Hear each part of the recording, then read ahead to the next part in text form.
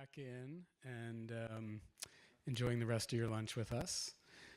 We are now going to move into a panel similar to what we did yesterday for legal issues, but today we're going to talk about media, which I think segues very well from the first two conversations we had this morning, where and yesterday's too, where we talked a lot about telling the stories and dealing with misinformation and trying to break through the noise from the agencies and from large media sources, et cetera.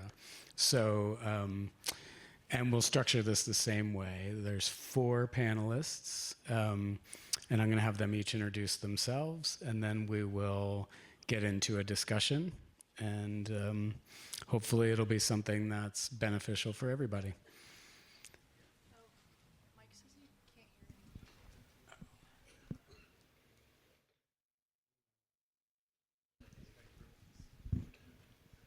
Want me to start?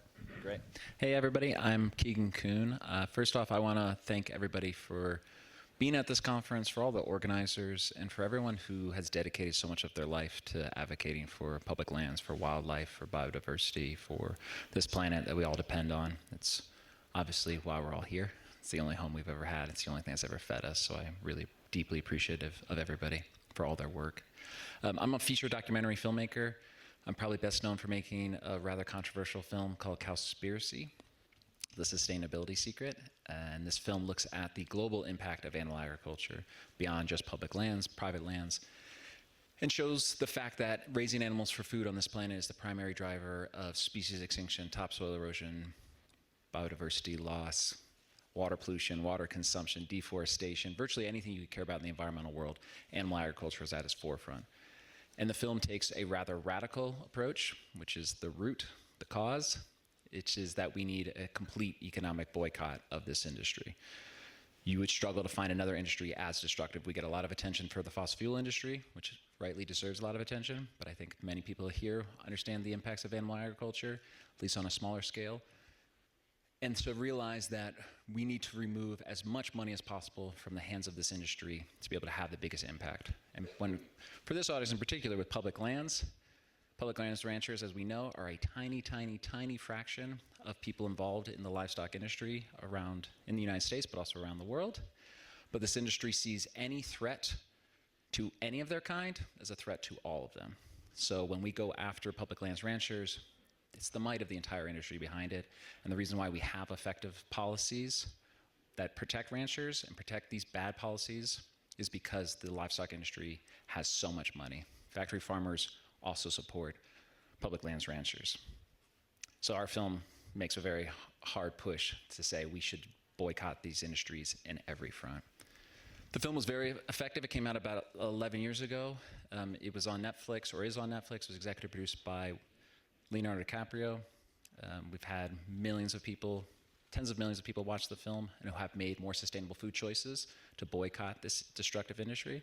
And that's what I've continued to do over the last 11 years, is make feature documentaries almost exclusively focused on this industry in one shape or form, because the reaches, the tentacles of the livestock industry affect virtually every aspect of our life, and particularly around colonization. I did a film 2 years ago called Serengeti of America, about the Southern Plains Land Trust, the work that they're doing in southeastern Colorado rewilding land, but about the history of the livestock industry as a use of colonization, of displacing indigenous people, of genocide, of violence, and an ecological catastrophe that they continue to cause today. That's why I've been invited to be on this panel, and I really appreciate it. All right, we'll see if I can follow that up.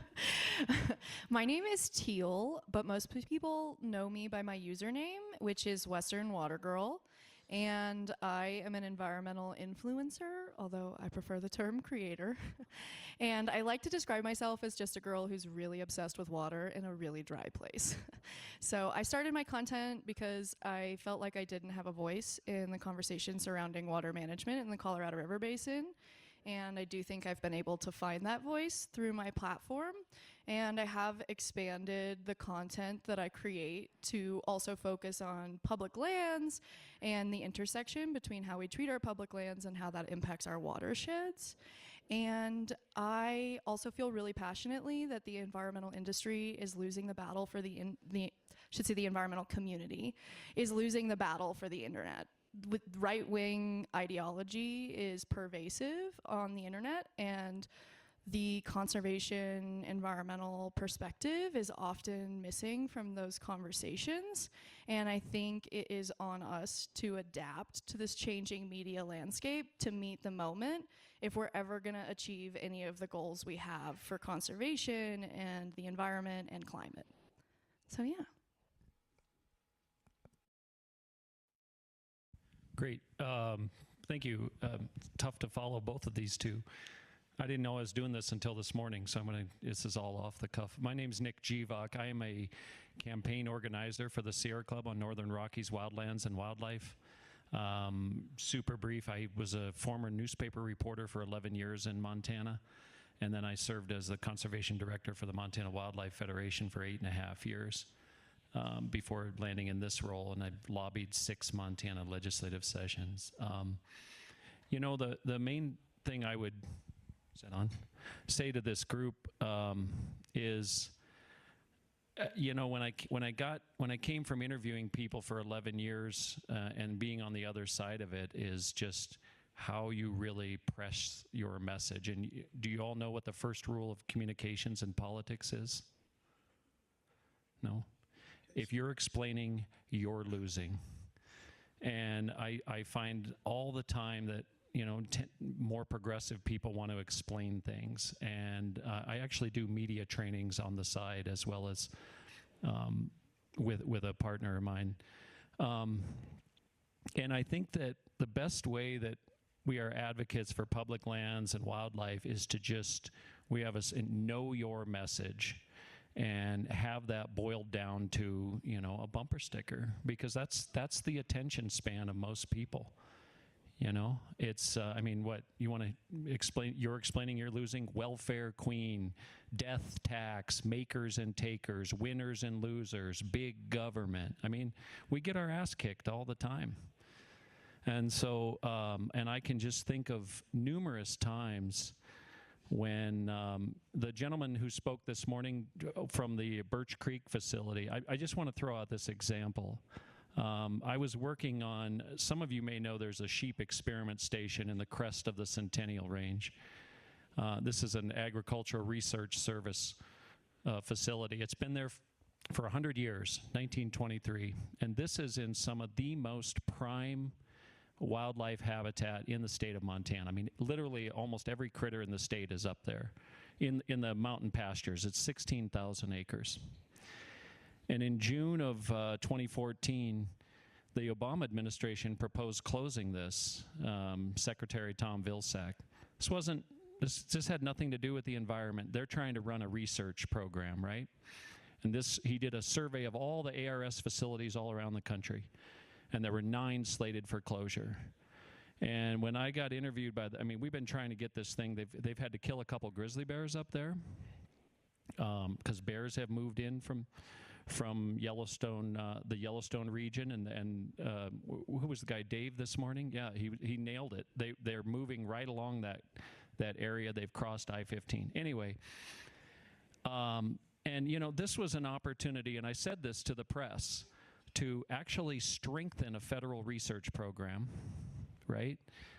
They couldn't hire a PhD level researcher there. Improve wildlife habitat, save taxpayer dollars, and improve public access. Now, don't you think, both for recreationists, the Continental Divide Trail goes through there. Wouldn't you think Congress would be jumping to do something like that? And they said no. And when I went on the press, when I was interviewed by the Bozeman Chronicle, I said, you know, the highest and best use of that land is wildlife. And it is. I mean, in fact, they also have a hunting outfitter who leases that land. And yet you can't go in there as a public hunter to hunt elk. I mean, they actually do, but they don't enforce it. But anyway, so, you know, I guess what I would say to this group is know your message. And then lastly, in this era, talk about the money. You know, just talk about the money. I mean, in this era of Doge, why aren't we charging market rates for grass? That's an underperforming asset. This is the most socialized industry in our country, and just say it, you know. And I just want to throw out one more example because my good friend Mike Meese is going to follow me here. Just a week ago, Governor Polis in Colorado signed a bill declaring bison wildlife. We're very proud of this. It was a big win to start bringing back bison. In fact, believe it or not, Utah is a leader in this issue, and a handful of bison from 2 free-roaming herds were moving into Colorado, and the ranchers were shooting them and killing them, and they could legally. There was no legal status. And, you know, again, I have just, thinking about a state like Colorado, looking at the reaction to this bill, but also the wolf issue that's going on there, I cannot believe how we're getting our ass kicked in the narrative in the press over the return of gray wolves to the state of Colorado.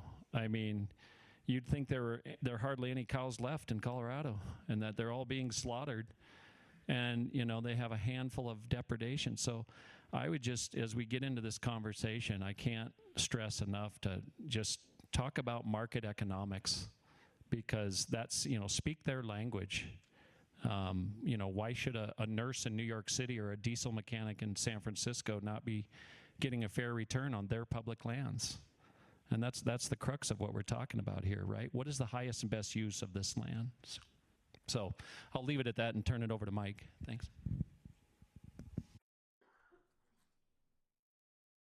Well, hello, and sorry I couldn't be there in person. You're not that far away, but circumstances did not allow it. I have a little bit of history in media, as in 1990, I helped start a group called Cold Mountain, Cold Rivers, and we did environmental and human rights documentaries. And I also got into a lot of guerrilla media, posing as something and exposing different issues. I've morphed into helping form a group called the Buffalo Field Campaign back in 1997, and the buffalo have conquered my heart and my passion, but I'm also not so naive to think that all us single issue campaigns aren't 100% involved and needing of habitat. And that's what everything comes down to, saving the earth. I'd like to talk a little today about how we can start to control the narrative, you know, in the context of frontlines activism. You have reporters come out to you at a blockade, and what's the first question they ever ask you is, how do you go to the bathroom up there? And, you know, if we control the context of the messaging, a reporter can only print, a TV interviewer can only go away with what you say. So no matter what the naivety of the message that they're trying to get out of you, stick to point, like Nick was talking about. And messaging is too another extremely important thing that I think we lose out in a lot of battles on. One example I would use is the Green New Deal. Unfortunately, Al Gore ruined the word green, and as soon as anyone hears it, or half the people in the United States hear it, they're like, you commie pinko fags, we can't be associated with that. So before you even get to do your messaging, they've already turned off and not listened to you. Now, if we used a concept along the lines more of our children's future first New Deal, that would have the tendency to bring in a lot more people. And I think that would be a good concept for a third party, which I think our country could use at this point. Another thing I just want to point out too, and I think everyone's seeing this and it should be included more in our messaging, is we just had the richest man in the world rip out every program for every poor, low income, everyone. And their plan is to go explore Mars, build a colony up there. Well, we're the planet people. We live on this earth. And what kind of people would give up their own planet to go somewhere else because we destroyed it? And I think that that has a lot of merit in messaging as well.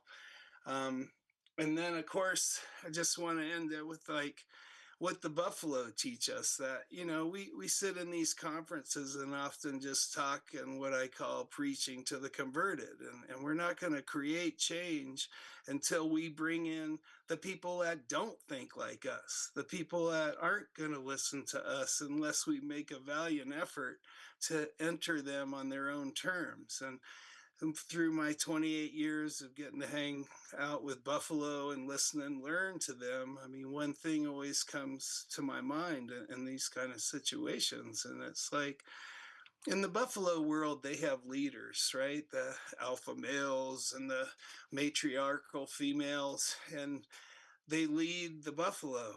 But their job is not to be higher than anyone else. Their job, and they're burdened with taking care of everyone in the herd, because in the buffalo world, everyone matters just as much. And you think of what they do for everyone when these thick winter snows that we have in Yellowstone, and they'll plow through an area of 5 to 7 feet tall snow, and they go in single file.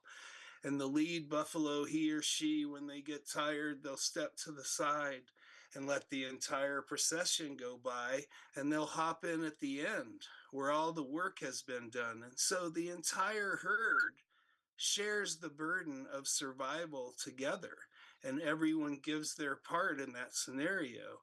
And once those paths are built, then the elk use it, the deer use it, the wolves use it, everyone, and they create a corridor for survival for all the species in the ecosystem through that one action.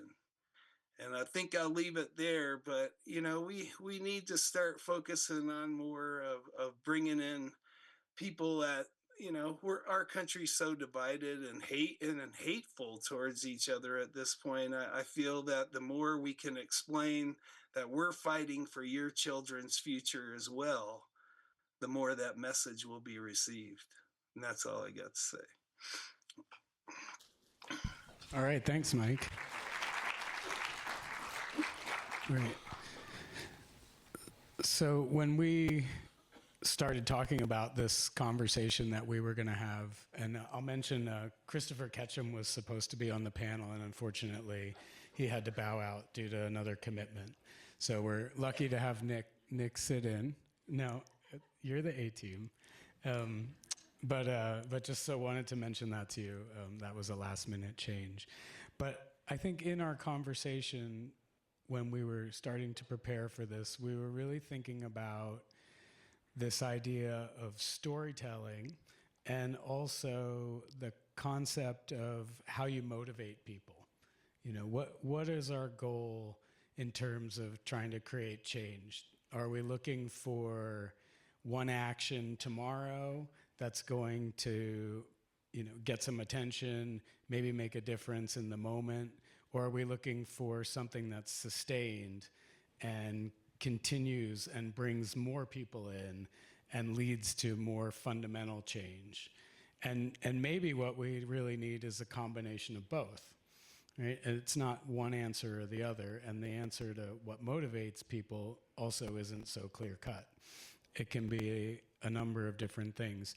So I think I want to start there and have our panelists just talk a little bit about how you feel you can get the message across to people. What helps connect people to the issues that we're really trying to get them to understand, and then what helps to motivate people to take action? So I feel very strongly that in many conversations about environmental issues and conservation issues, we do not present a strong why. So I really loved what Mike was saying about the need to pull in people who are not already a part of this movement and are not already involved in this work. I feel like a lot of communications in this space are really focused on preaching to the choir rather than bringing new people into the congregation. And in order to do that, you really have to compel them with a strong why. Why should you care? And that can't just be because you're a bad person if you don't. And I think that that is the inferred message in a lot of communications from conservation and environmental groups, which is that like this has intrinsic value, and if you don't already see that, then something is wrong with you.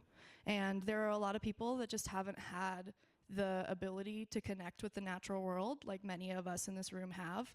And I try my best on my platform to provide a space for those people to still connect to those issues.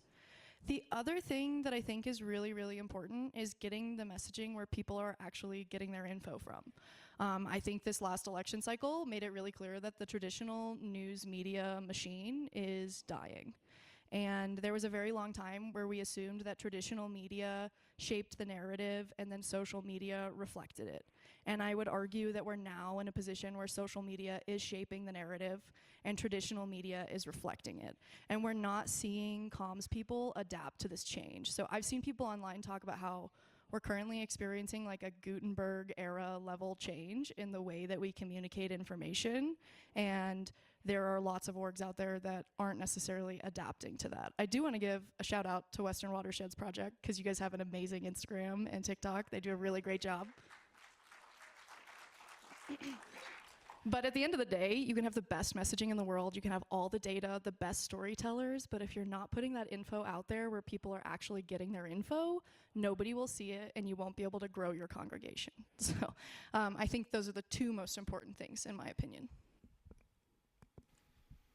Yeah, I mean, in the long form content of feature documentaries, you have to think about, how do you pull an audience in? And it's usually for us and all the films that I've done, we kind of use a Trojan horse method, which is hook them with something else, right? Like if you say, hey, you want to watch a movie about doom and gloom and how bad everything is? People go, no, I don't. So you give them something else to bite onto and you pull them in. And we usually wait about 2/3 through the film before we hit them with our call to action or our mission or our solution, because a lot of times people are going to turn off or they go, oh, this is where this is going. Messaging, I think, is a huge part of it, and then shifting. I've been in the documentary space for over a decade, and documentaries used to be a really effective way of getting people's attention, and it used to be a really amazing way of getting people to be highly informed. But the industry has changed so much, and we are at a place now where I had a meeting with National Geographic, and they told me that they are only interested in true crime and celebrity content. This is National Geographic. Like, this is supposed to be the people who would get behind us. Discovery Channel, I was less surprised by when they said the same thing. Netflix told me point blank, they said, we love to do mission-driven work, but we're not a mission-driven company. Our focus is about retaining and getting new members. So that's what we're going to get behind. And so adapting, and just what Teal said is that we have to continually adapt the media, and feature documentaries might not be the best use of our resources. And it breaks my heart to say that as a filmmaker, but that's the reality. People come to me, I get offered 4 films a week where people say, hey, will you produce this film? Will you get involved in this film? Will you help me make this film? And I often have to say, hey, this might not be the best use of our resources, because the resources we have in this movement are extremely limited, and we need to be as effective as possible. And I would agree that social media, I think, is one of the most effective tools we have at communicating message. And I don't mean to interrupt at all for Nick and Mike, but I also just want to add that it is a horrifying reality that 50% of Americans read below a 6th grade reading level. And so I think a lot of our messaging is being written by people who have graduate degrees, and they're writing at a graduate degree level. And like, I've literally taken captions from the Wilderness Society and put it into a grade reading level calculator, and it will say postgraduate. So there are orgs, like an example would be Blue Ribbon Coalition, who I'm sure some of you in this room have heard of. They always post at a 6th grade reading level or below. That's just like the way they communicate to their audience, and I think that's a really critical component here. Sorry for interrupting. I just wanted to add that. Yeah, I agree with everything Teal's saying here. I mean, this change in the way information is delivered is why Trump won, really. I mean, I hate to say this, because I've, for 28 years, start my day with the Washington Post and the New York Times, and I'm kind of a curmudgeon-y old guy, but the Washington Post doesn't matter anymore. Isn't that sad? And I loved the Washington Post, but I agree with Teal. I don't think you want to talk down to people, and I'm not saying you're implying that, but I do think you need simple phrases that just drive your message home. And I'll think of one. So it was over 10 years ago. I saw an interview on PBS with Bruce Babbitt. And he said very clearly, he goes, there's room in the West for livestock. There is for cattle and sheep. But that does not mean we're going to sterilize the landscape of native wildlife to make room for your livestock. I said that to a rancher one time, and he just bristled. Nobody's talking about sterilizing the landscape. Like, really? What have we seen for the last day? We've seen the poisoning of, the things that were done. Mark's we have a government agency that goes to Congress every year, and its annual report is a body count of all the crap it killed. So I use that phrase a lot, and because in many ways it's true.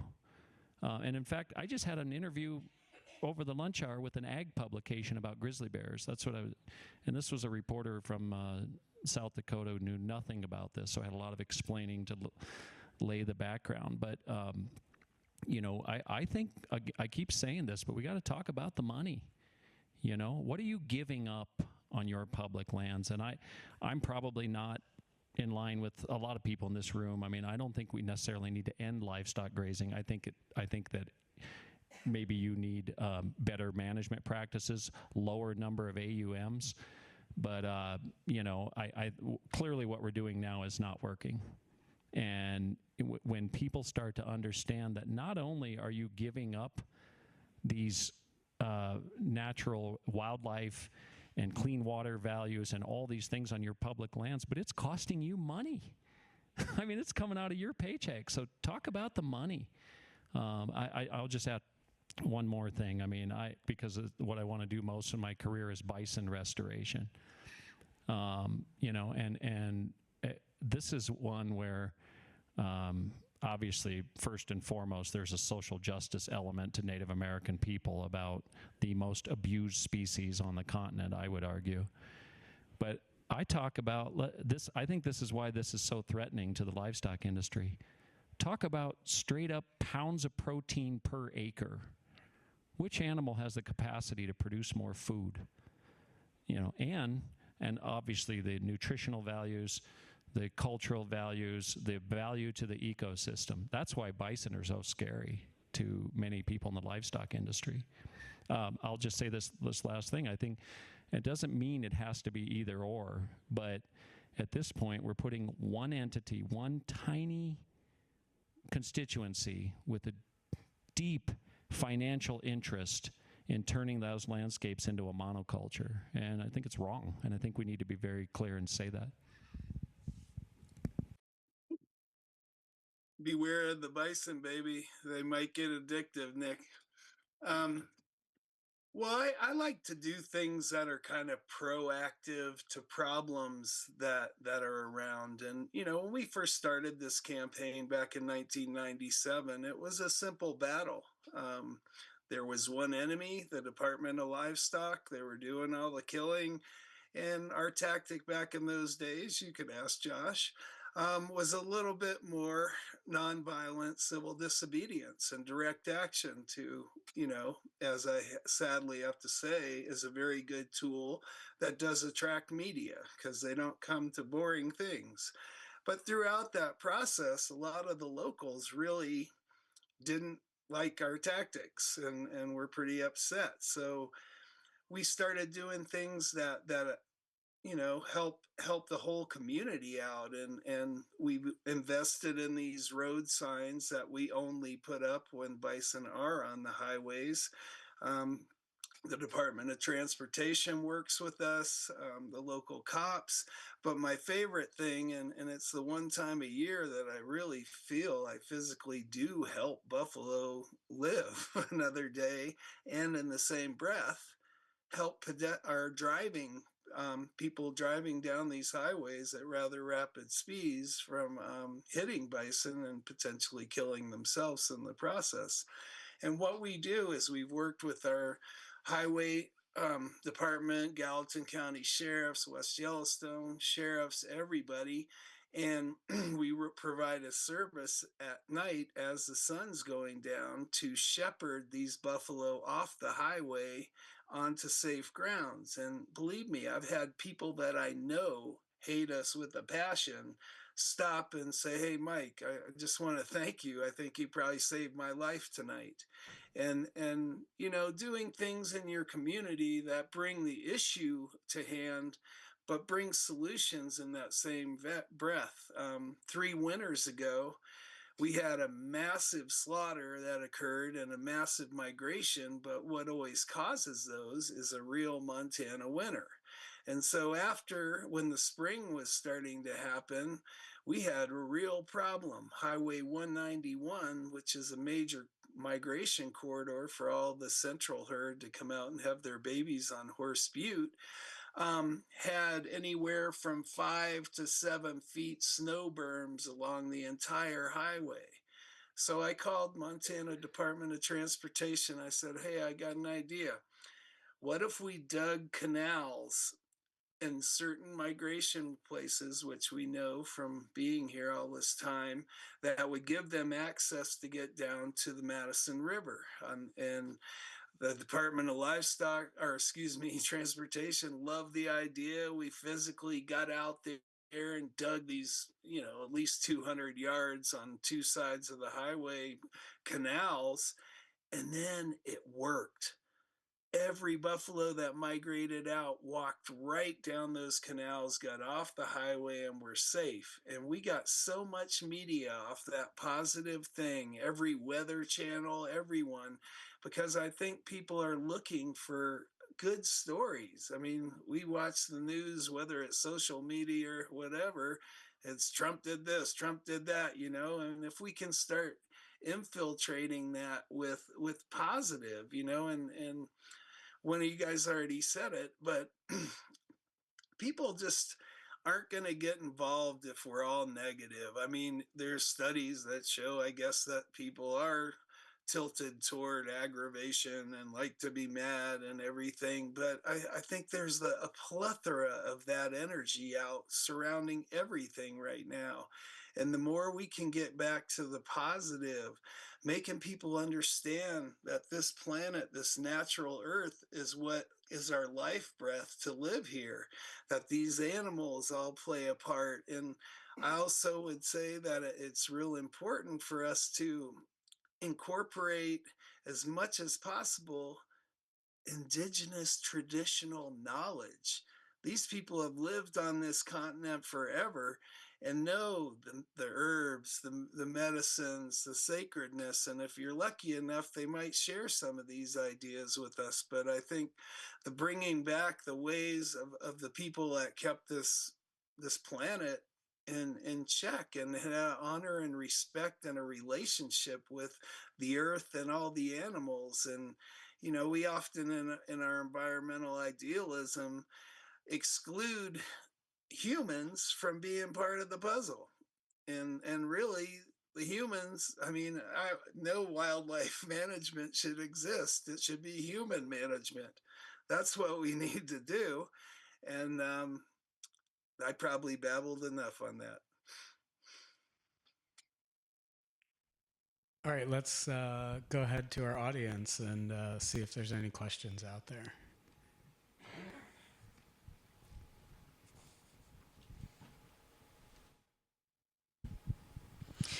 I appreciate everything everybody said, but whether it's newspaper or it's social media, billionaires still own all of the platforms, right, for us to be sharing information. So any advice, any big picture thoughts or very specific ideas of how to get around that to be able to really democratize the way we reach new audiences? I am by no means going to defend any of the tech billionaires or the social media algorithms, but there is a really unique opportunity online right now to spread information and create a voice for yourself in like a really democratic way, like you're talking about. And I think you just kind of have to be aware of like how the algorithm works. So for example, like right now, I've noticed that if I use the words Donald Trump in my video, it doesn't do that well. But if I call him like the flaming hot Cheeto or something like that, people know what I'm talking about and I get past the algorithm. So like I'm not saying that this is like a perfect system, but you are able to tell a story that nobody else has to approve, and it can go out to millions of people if they're interested. I hope that answers it. Yeah, I think the adaptation and continually evolving and realizing, how do you work these systems and what's the new system? What's the new thing that's coming? So like in the documentary space, Netflix and all the big platforms aren't picking up environmental documentaries unless that's, Kiss the Ground or some BS like that. But Netflix has about 100 million subscribers. YouTube has its own movie channel where you can watch movies for free with ads, and they have 180 million subscribers. And pretty much any filmmaker can get your film up there. And so that's another way of just working around the system. You're still working with Google. You're still working with these major advertisers. But it actually can work really well. We did a film a couple of years ago about food justice and about how the fast food industry targets Americans of color in particular. The film is on YouTube, and every 12 minutes there's an ad. And because the film is meta tagged with African American, Black American, hip hop, food, fast food, all of the advertisers are fast food companies. And so we have people talking about, how, Popeyes is a white-owned company, white-managed company that markets exclusively to black people. Then it cuts to a Popeyes commercial. And then it cuts back to our film. And we get emails from people constantly say, oh my God, I can't believe this. I was watching a movie and then this ad cuts in. And then we get paid from that. Popeyes gives us money. So it's just being creative, trying to figure out what's the way in.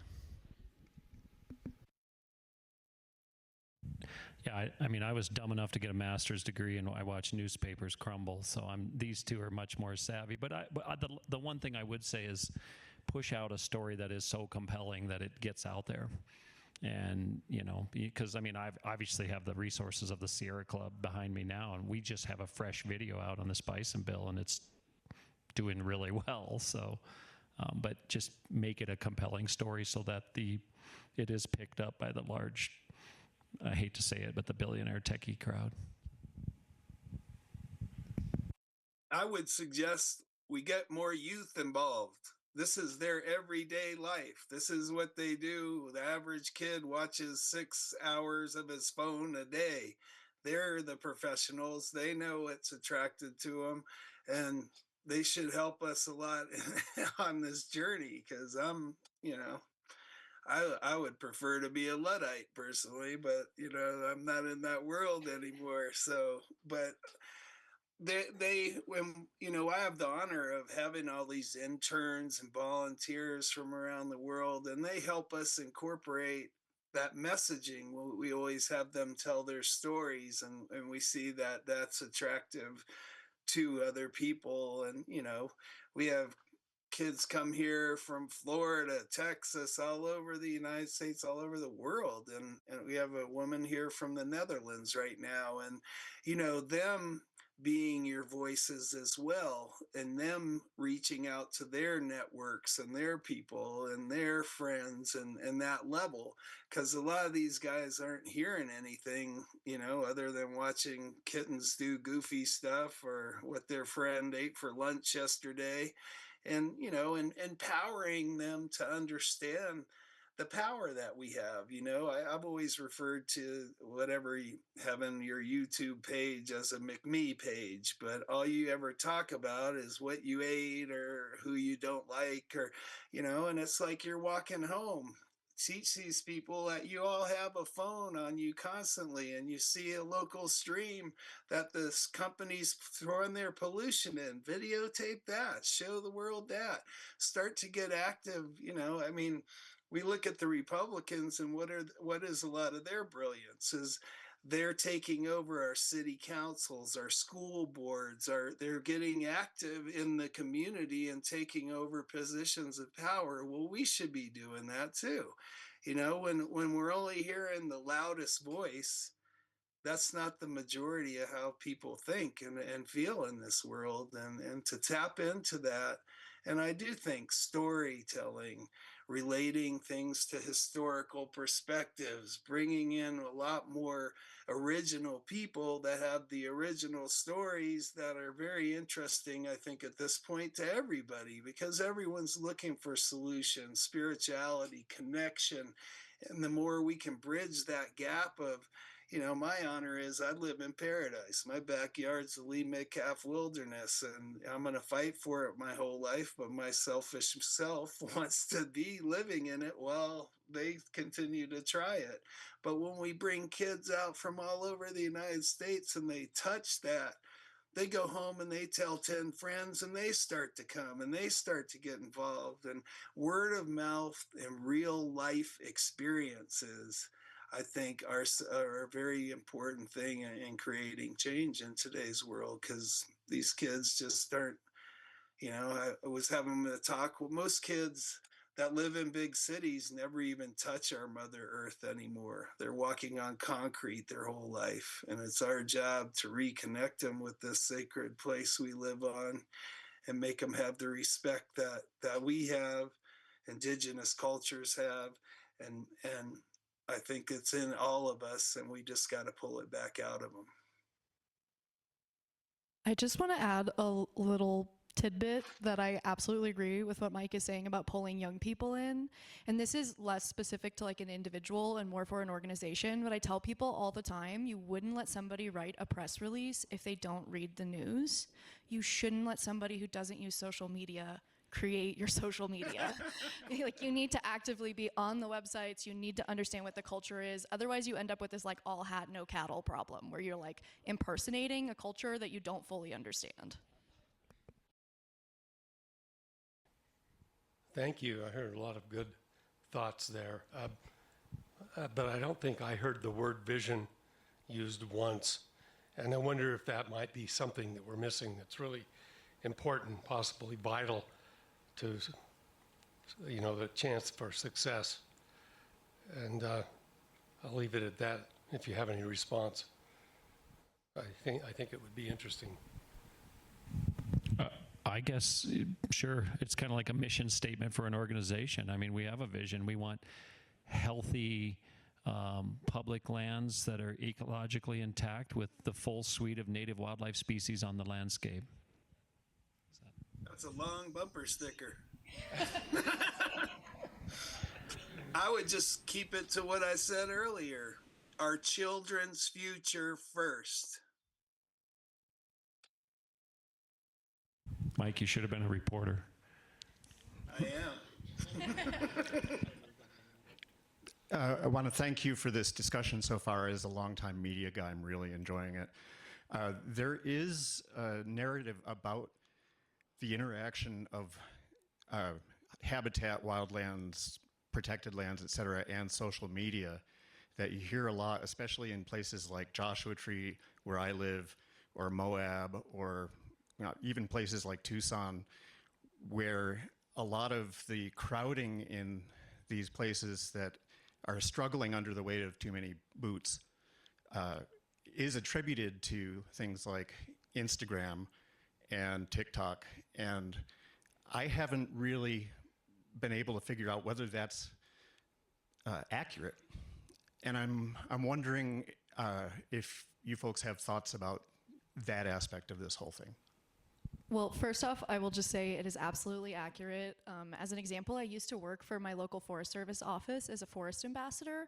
So I would get stationed at like the busiest trails in our Forest Service. And there's a specific trail called Blue Lakes, which has really bright blue lakes. And there's a specific spot that people sit on a rock and take a photo from that just like has gone viral over and over and over again, to the point where we would see like 3,000 people on this trail in a single weekend. Like, I've never seen so much human waste just like on the side of a trail before. It was horrifying. And this year they closed it to all visitors for at least a year. And when they open it again, they'll be instituting a permit process that's like very strict. There's only like 40 permits per day, and only like 2 or 3 groups can camp overnight there. So that's just to say that like what you're talking about, there is a very real and tangible impact. I will say that the Leave No Trace principles specifically advocate against geotagging. And this is a huge debate amongst creators online. There's like whole call out pages where people will like make videos about people who geotag locations and talk about why that's damaging to that landscape. So I just look at it as like social media is a morally neutral tool, and the individual who is wielding it really has the control over like the moral impact of what they do with it. So like I personally would never geotag a sensitive area, but there's always going to be somebody out there who can make money off of it that does, unfortunately. Yeah, I mean, the only thing I'll add is that absolutely it happens. I live in Sedona, Arizona, and the place is wildly beautiful and super popular with social media influencers, and you can spot them like you go down any trail.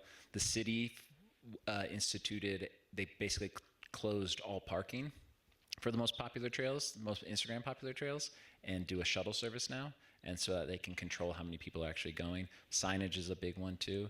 But yeah, as somebody who loves the outdoors, I love seeing people in the outdoors. But yeah, trying to educate people, and social media can be an amazing tool to educate people about Leave No Trace. All right, we have another question. Can I should jump in, Josh. So I feel like we should adopt what the right wing has done and just start lying about what our motives are. And like our Save Our Children's Future Act should be like Make Money for Billionaires Act, because that's what they've been doing since the right to work laws were passed. They told people it would give you the right to work, but really it gave your boss and the millionaires the right to fire you. What do you think about that? If you're explaining, you're losing.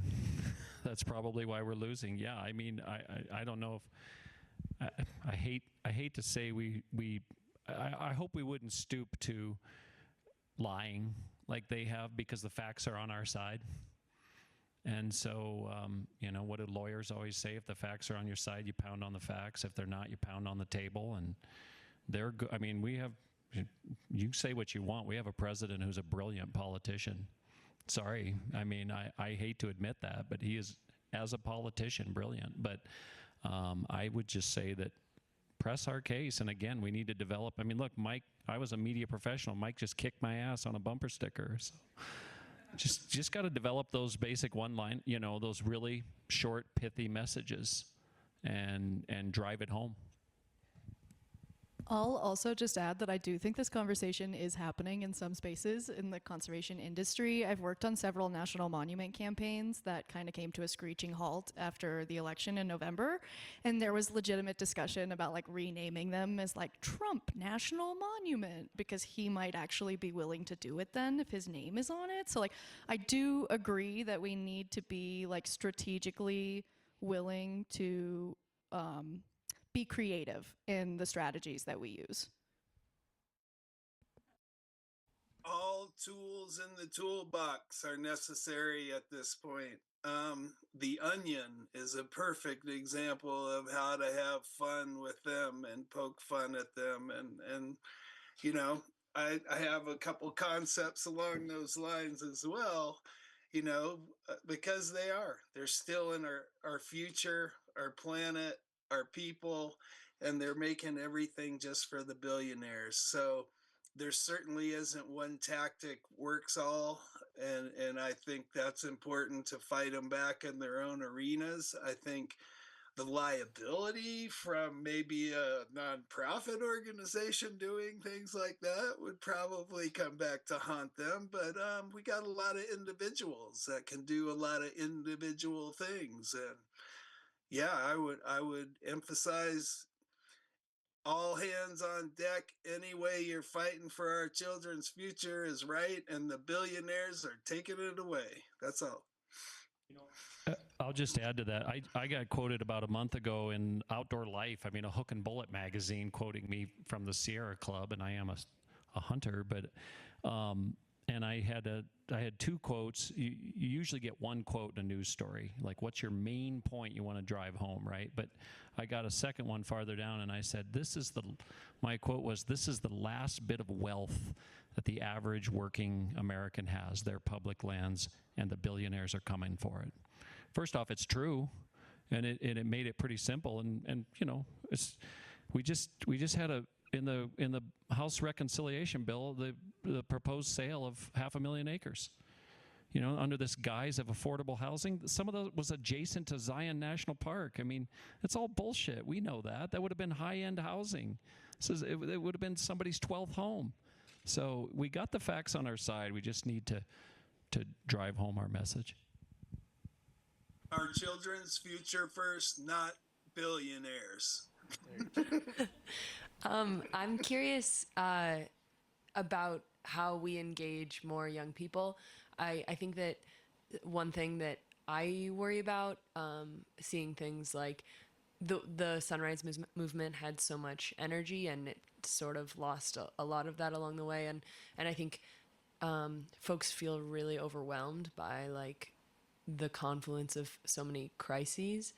And so I'm just curious, like, whether it's just making things more bite-sized or trying to figure out a way to make things more hopeful so that young people, because I think a lot of young people just feel pretty hopeless. Yeah. I think as the youngest person on this panel, I'm prepared to answer this. Before this panel, I actually did some research because Christopher Ketchum, who was supposed to be here, we had kind of a back and forth about like whether or not fear or hope is a motivator for people. And in that research, I found that there's different types of hope. And generalized hope, which is just like the sense that something will come and save us, is not motivating for people. But individualized hope or strategic hope, which is like saying if you do this step, then you can have a tangible impact on this problem, is motivating for people, and it gets them involved. And then as far as like reaching young people with your messaging, it is really just critical that you're willing to speak their language. So again, this whole like 6th grade reading level, it's not just about like the reading level, it's also about like the formality that you're using and how you communicate. Young people really prefer informal communications. And they love if you throw like a dude or a bra in there, like that's wonderful. And then the other thing is like they want the information to be presented in a way that is entertaining. And I do understand that that's like really frustrating for a lot of people. Again, at the beginning of this conversation, I talked about like the need to present a compelling why. That's kind of part of the component. Like you have to make that compelling why entertaining as well. Yeah, add to that is that you have to go for what people are already interested in. If you want to talk about rivers to somebody who doesn't care at all about rivers, the message is lost. So you have to find what are they excited about. And so with a younger generation, it's figuring out exactly what they're interested in. And that's not going to be across the board.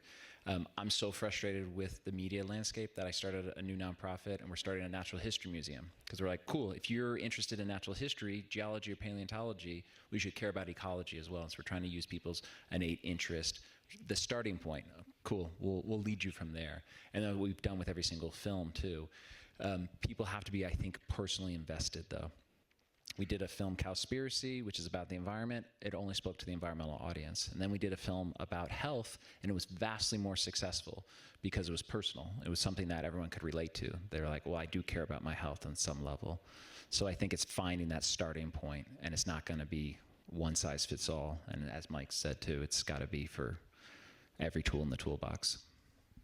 Oh, I also just want to add that I see a lot of content coming out from conservation orgs that looks almost like an ASPCA Sarah McLachlan ad, where it's like sad music and like sad images in the background, and like that is just not what young people are motivated by anymore. I understand that those commercials were really successful, and I see why they want to recreate them, but young people are hyper aware of when they're being sold something. So when they're scrolling through their page, if they see something that even remotely looks like an ad, their brain like immediately shuts off. So it's like really critical that you make your content look authentic and like it's coming from a real person. Yeah, and these two are way better than me at tapping into that youth. But I'll tell you, I knocked doors for a U.S. Senate candidate last fall, and I mean hard, as well as candidates up and down the ballot. People are just angry. I mean, and I had lists of solid Democratic voters, and people are angry, and that's what Trump tapped into, is channeling that anger. So, how you balance, I view our job as not letting that anger, whatever happens, taken out on transgender kids or the environment or whatever the hell they're going to pillage, because, and I don't think a strategy of hoping the country goes to hell and that you're just the better alternative. I mean, we all remember the '08 Obama campaign, right? I mean, there's one word that summed that up: change, right? Hope and change, but mostly change. And how you balance a hopeful message with acknowledging that people are angry. I think that's why Harris lost. Remember at the convention, it's like, thank you for bringing back the joy. Well, people weren't feeling very joyous. And anyway, we could go into an analysis of the election for 18 hours. But, how you balance a hopeful message at a time when people are so angry is a real challenge.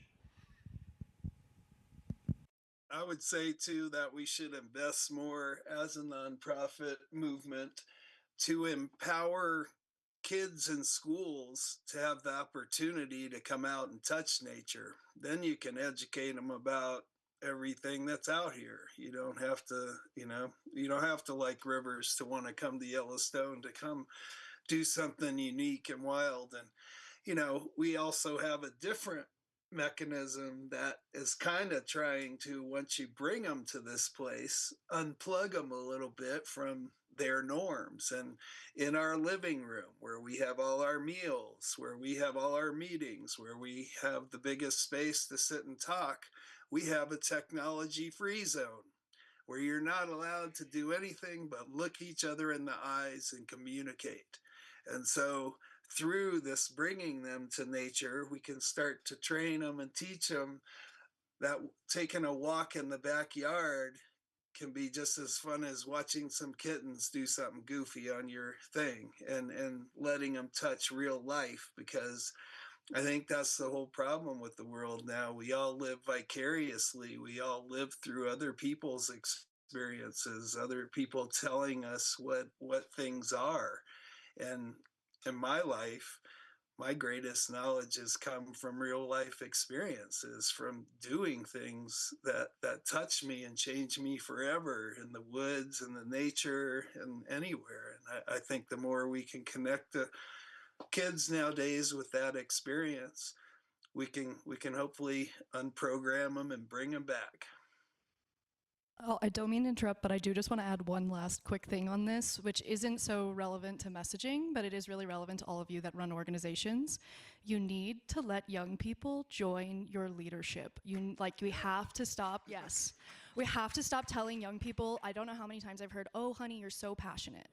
Like, I am passionate and I'm intelligent and I am capable of leadership, and you need to give me the reins. I understand that a lot of people who run orgs have been a part of the environmental movement basically since its inception, and that's awesome, but we need the next generation to be able to take on leadership positions. They're never gonna step into that role if the doors are immediately slammed in their face, which is what I've faced consistently in my career. So if you're somebody who has an organization, make space for youth leadership. Come on out to Yellowstone, youngster. All right. Well, we have to wrap it up. Thank you, Teal. That was a great way to end that conversation. Thanks to everybody for participating. Let's give another round of applause for all our panelists. So we're going to take a very short break because, 10 minutes at most before we get into our next panel. So please go ahead and use the bathroom if you need to. I think there's still opportunities for more food probably, but then come on right back in because we are going to just get started.